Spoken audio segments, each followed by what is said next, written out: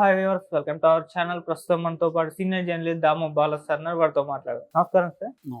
Sir, director Trivikram గారి పైన బాబు గోగినేని గారు విమర్శలు చేశారని చెప్పేసి కొన్ని వార్తలు రావడం చూస్తున్నాం సార్. అసలు ఏం విమర్శలు చేశారు, ఎందుకు చేశారు, ఏం జరిగింది? త్రివిక్రమ్ మీద ఇద్దరు చేశారు. యాక్చువల్గా పూనం కౌర్ ఒక ట్వీట్ చేసింది, అట్లాగే బాబు గోగినేని కూడా ట్వీట్ చేశాడు. ఓకే. అయితే దీని కాంటెక్స్ట్ ఏంటంటే మనకు తెలుసు, ప్రణీత్ హనుమంతు అనే అతను ఒక అబ్యూజ్ చేసిన వీడియోలో అరెస్ట్ అయ్యాడని తెలుసు మనకి. బెంగళూరులో అరెస్ట్ చేశారు అతన్ని, అక్కడ కోర్టులో పెట్టి ఇక్కడ పిటి వారెంట్ కింద తీసుకొస్తున్నారు. సో ఈ సందర్భంగా ఏంటంటే, ఒక్కొక్కసారి మనోళ్ళు ఏం జరుగుతుందంటే, ఏదన్నా ఒకటి జరిగినప్పుడు అవతలోడు కొంత బలహీనుడో లేకపోతే ఈజీ టార్గెట్ అనుకుంటే వీళ్ళందరూ నీతిమంతులు అయిపోయి వాడిని బలి చేయడం అనేది కనిపిస్తుంది. ప్రణీత్ది కూడా అదే. అతను ఖచ్చితంగా అతనిది ఖండించాలి. నేను ఆల్రెడీ వీడియోలో చెప్పాను, అతనిది చాలా ఘోరమైన విషయమే, నో డౌట్. కానీ తాము సచ్చీలమైనట్టు, ముఖ్యంగా సినిమాలో చాలామంది హీరోలు చాలామంది ఖండిస్తున్నారు. దాంట్లో వీళ్ళు నటించిన సినిమాల్లో ఇంకా దారుణమైన సీన్లు ఉన్నాయి. ఇంకా దారుణంగా ఉమెన్ని ఆబ్జెక్టిఫై చేయడం, ఉమెన్ని అభ్యజంగా మాట్లాడడం ఉన్నాయి.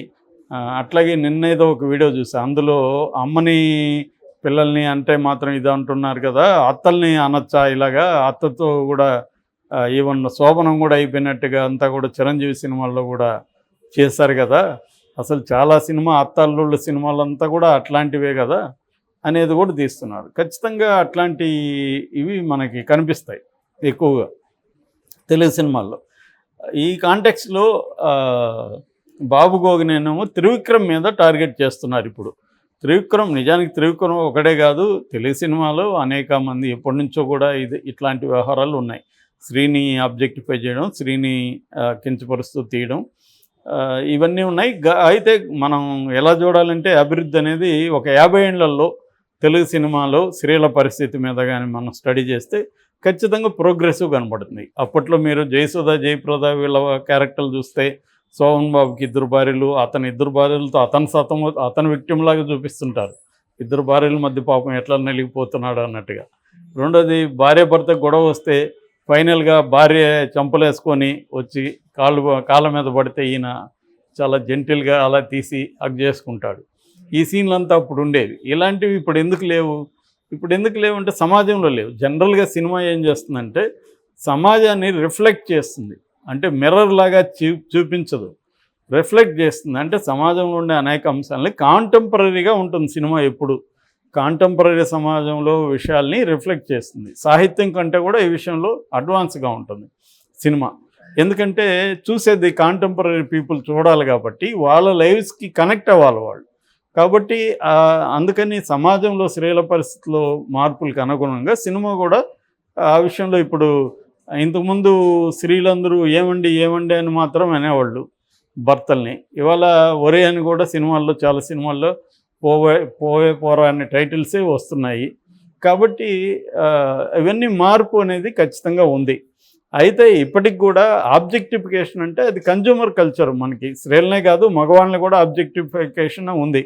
లేదంటే మాట్లాడితే షర్ట్ ఇప్పించేస్తున్నారుగా మగవాళ్ళ దగ్గర ఈ మధ్య, 6 ప్యాక్లు చూపించేస్తూ, అవసరం ఉన్న లేకపోయినా బాడీలు, మన ప్రభాస్ అదే కదా పరిస్థితి. సో అవసరం ఉన్న లేకపోయినా షర్ట్లు ఇప్పేసి చేస్తున్నారు. సో మేల్ బాడీ కూడా ఆబ్జెక్టిఫై అవుతుంది. అయితే ఇక్కడ డెరిగేటరీ డైలాగ్స్ స్త్రీల మీద త్రివిక్రమ్ శ్రీనివాస్ సినిమాలో ఉన్నాయన్న విషయాన్ని బాబు గోగినేని మాట్లాడాడు.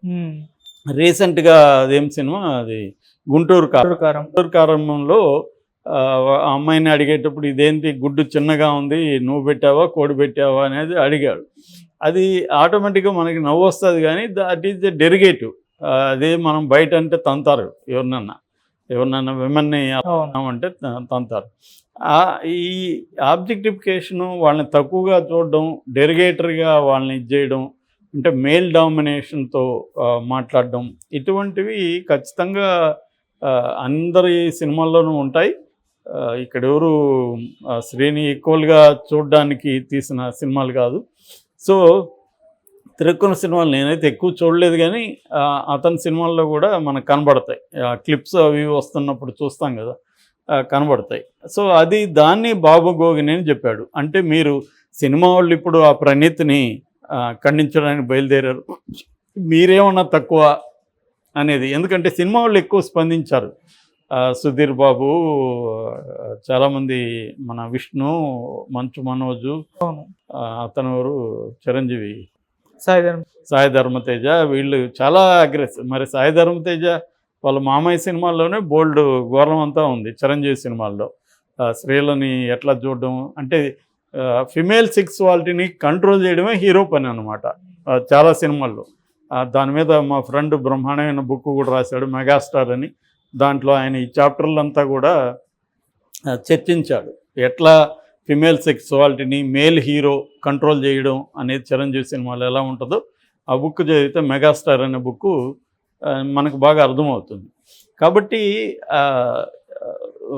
ఒక రకంగా బాబు గోగిని అనేది కొంతవరకు కరెక్టే ఇక్కడ. ఎందుకంటే వీళ్ళు వచ్చి ఇప్పుడు ప్రణీత్ని తిట్టడం మొదలుపెట్టారు, వీళ్ళ సినిమాల్లో వీళ్ళు ఏం చేస్తున్నారు అన్న చర్చ వచ్చింది. అదొకటి. ఇటుక పూనం కౌర్ ఏం చేస్తుందంటే, ఆమె ముందు నుంచి కూడా ఇటు పవన్ కళ్యాణ్ క్యాంటీగా అనేక ట్వీట్లు చేస్తుంటుంది. ఆమె పవన్ కళ్యాణ్ బాధితురాలని చెప్పుకుంటుంది.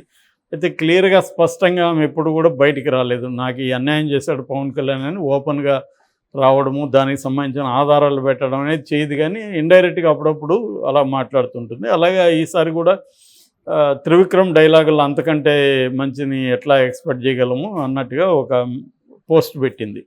అంటే ఆమె చెప్పింది ఏంటంటే, జల్సాలో బ్రహ్మానందం పవన్ కళ్యాణ్ మాట్లాడుతున్నప్పుడు రేపుకు సంబంధించిన డైలాగులు రన్ అవుతుంటాయి అనేది చెప్తున్నారు. నాకు అది గుర్తులేదు ఆ సీను. మొత్తానికి అక్కడ అటువంటివి ఉన్నాయనేది ఆమె చెప్పింది. త్రివిక్రమ్ అంతకంటే మెరుగైనవి త్రివిక్రమ్ నుంచి ఆశించలేమని. దాంతో ఒక అతను ఎవరు ఆమెకి కౌంటర్ ఇస్తూ, త్రివిక్రమ్ టాలెంట్ గురించి నువ్వేం చెప్పేది అన్నట్టుగా, అంటే నువ్వు నీ అనుభవం నుంచి చెప్తున్నావు, నేను నా అనుభవం నుంచి చెప్తున్నాను, త్రివిక్రమ్ అనేవాడు ఎంత ఘోరంగా ఉంటాడో నాకు తెలుసు అనేది ఆమె. గురూజీ కాదు అతను, ఇటువంటి ఒక డర్టీ క్యాండిడేట్ అన్నట్టుగా ఆమె రాసింది. ఓకే. సో దీని మీద ఇప్పుడు చర్చ జరుగుతుంది. అంటే త్రివిక్రమ్ని ఇప్పుడు ఈ ప్రణీత్ హనుమంతు దీంట్లోకి లాగారు. అంటే ఇది ఎక్కడో స్టార్ట్ అయ్యి చర్చ మారిపోయింది. అంటే అదేదో సామెత ఉంది కదా, మనం మాత్రం వేరేవాడేదో చేసినప్పుడు మనం సత్శీలురైనట్టు, మనం అంతా కరెక్ట్గానే ఉన్నట్టు. ఇది జనరల్గానే సమాజంలో ఉండే ఇది. ఎవరైనా అవినీతి పరుడు దొరికిపోతే వాడిని తిడుతుంటారు. వీడు బండి పట్టుకుంటే వీడు 100 రూపాయలు ఇచ్చి బయటకు వస్తాడు పోలీసులు పట్టుకుంటే. మనం అందరం కూడా ఏదో ఒక పద్ధతిలో అవినీతికి పాల్పడని వాళ్ళు ఎవరు ఉండరు. ఎందుకంటే సమాజం స్ట్రక్చరల్లోనే ఆ ప్రాబ్లం ఉంటుంది.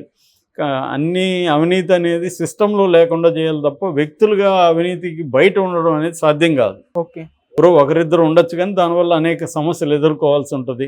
ఆ ఇబ్బందులంతా ఎదుర్కొనేది ఎందుకు అనుకున్నప్పుడు, వాడికి ఒక 100 రూపాయలు ఇస్తే మనం సాల్వ్ అయ్యేటప్పుడు దానికోసం కోర్టులకు తిరిగి ఇవన్నీ ఎవడు చేస్తాడులే అనుకున్నప్పుడు 100 రూపాయలు ఇచ్చి బయటకు వెళ్తుంటాం. మనకేం అవినీతి చేయాలన్నది ఉండదు, కానీ సిస్టమ్ అలా తయారు చేస్తుంది. సో దాన్ని మార్చాలి తప్ప ఇండివిజువల్స్గా అందరినీ మీరు సత్యలంగా ఉండాలని చెప్పడంలో మీనింగ్ లేదు. ఓకే. అట్లాగే ఇది కూడా ఏంటంటే, ఇవాళ మీడియాలో ఏమైపోయిందంటే, ఈ కల్చరు ఈవెన్ పిల్లలతంతా కూడా బీభత్సమైన డ్రెస్సులు వేయించి పిల్లల దగ్గర బీభత్సమైన పాటలకి డ్యాన్సులు వేయించడం, వాళ్ళని ఎక్స్పోజ్ చేయించడం చిన్నప్పటి నుంచే ఒక ఇది వచ్చేసింది. అంటే కెరీర్ని పిల్లల ద్వారా వాళ్ళని పాపులర్ చేసేసి, పిల్లల్ని పెద్ద ఎత్తున వాళ్ళని ఒక ఇన్వెస్ట్మెంట్ లాగా చూసి వీళ్ళ ద్వారా డబ్బులు సంపాదించేద్దాం, వీళ్ళని పాపులర్ చేసేద్దాము అన్న ఒక యావ్ అనేది బాగా పెరిగింది. ఇవాళ దానికి తగిన ఆపర్చునిటీస్ కూడా పెరిగాయి. సో ఈ దీంట్లో నుంచి పిల్లల్ని ఆబ్జెక్టివ్గా చూడడం, ఎరోటిక్ ఆబ్జెక్టివ్స్గా చూడడం అనేది కల్చర్ బాగా పెరిగింది. సో దీనికి సంబంధించి పోర్ను కూడా, చైల్డ్ పోర్న్ అనేది ప్రపంచవ్యాప్తంగా కూడా ఇది ఒక పెద్ద భూతంలాగా అయిపోయింది. నిజానికి దాని ఎఫెక్ట్ ఆ పిల్లల మీద చాలా సివియర్గా పడుతుంది. రేపు ఆ మానసిక గ్రోత్ అనేది ఖచ్చితంగా ఇబ్బంది అవుతుంది. అంతెందుకు, మామూలుగా ఓటీటీలోనే బీభత్సంగా వస్తున్నాయి. ఇప్పుడు స్మార్ట్ ఫోన్ పిల్లలకి ఇచ్చేస్తున్నారు. చాలామంది పెద్దవాళ్ళ కంటే పిల్లలు చాలా యాక్టివ్గా స్మార్ట్ ఫోన్ని డీల్ చేయగలుగుతున్నారు. సో అందువల్ల వాళ్ళకి నువ్వు ఎన్ని చైల్డ్ ఇది పెట్టినా, రెస్ట్రిక్షన్లు పెట్టినా, ఎక్కడో చోట ముఖ్యంగా ఆండ్రాయిడ్ ఫోన్లు అయితే వచ్చేస్తూ ఉంటాయి, యాడ్లు అవన్నీ, పోర్ను అన్నీ వచ్చి, న్యూడిటీ అన్నీ వచ్చేస్తుంటాయి. కాబట్టి ఇవాళ చాలా డిఫికల్ట్ ఈ విషయాలన్నీ.